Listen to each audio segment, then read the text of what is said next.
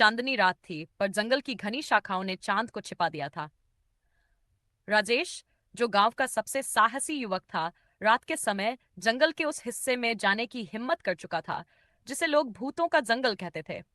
कहते थे कि वहां रात में किसी के कदमों की आवाज सुनाई देती है, पर आसपास कोई नहीं दिखता। राजेश ने अपनी टॉर्च ऑन की और धीमे कदमों से आगे बढ़ने लगा। यहाँ ऐसा कुछ नहीं है, उसने खुद को दिलासा दिया। अचानक टॉर्च की रोशनी बंद हो गई। ये क्या हुआ? उसकी आवाज में हल्की घबराहट थी। उसने टॉर्च को दोबारा चालू करने की कोशिश की, लेकिन असफल रहा। तभी उसे अपने पीछे कदमों की आवाज सुनाई दी।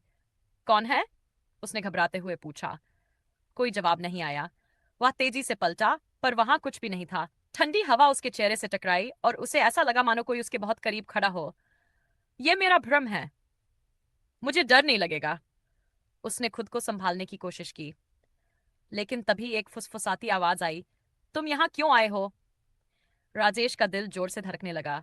उसने हिम्मत जुटाकर पूछा, तुम कौन हो? अचानक झाड़ियों के पीछे से एक धुंधला सा साया निकलकर उसके सामने आ गया। उसकी आंखें चमक रही थी और उसकी आवाज गूंज रही थी। यह जगह तुम्हारे लिए नहीं है, जाओ, वरना तुम्हारा वही हाल होगा जो दूसरों का हुआ। राजेश की सांसें तेज हो गई। उसने दौड़ने की कोशिश की, पर उसके पैर जैसे जमीन से चिपक गए। मुझे जाने दो, उसने चिल्लाया। साया धीरे धीरे उसकी तरफ बढ़ने लगा।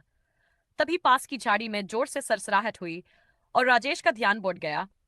उसने एक आखिरी बार कोशिश की और किसी तरह अपने पैरों को छुड़ाकर दौड़ पड़ा।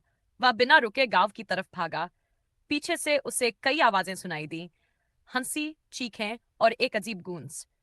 जब वह गांव पहुंचा तो उसने लोगों को यह सब बताया, पर किसी ने उसकी बात पर विश्वास नहीं किया। कुछ दिन बाद जंगल के पास रात से गुजरने वाले एक चरवाहे ने बताया कि उसने राजेश को जंगल के पास अकेले बैठा देखा। जब लोगों ने वहां जाकर देखा तो राजेश पागलों की तरह हंस रहा था और बार बार कह रहा था, वे मुझे देख रहे हैं, वे मुझे नहीं छोड़ेंगे। उस दिन के बाद कोई भी उस जंगल में जाने की हिम्मत नहीं कर सका।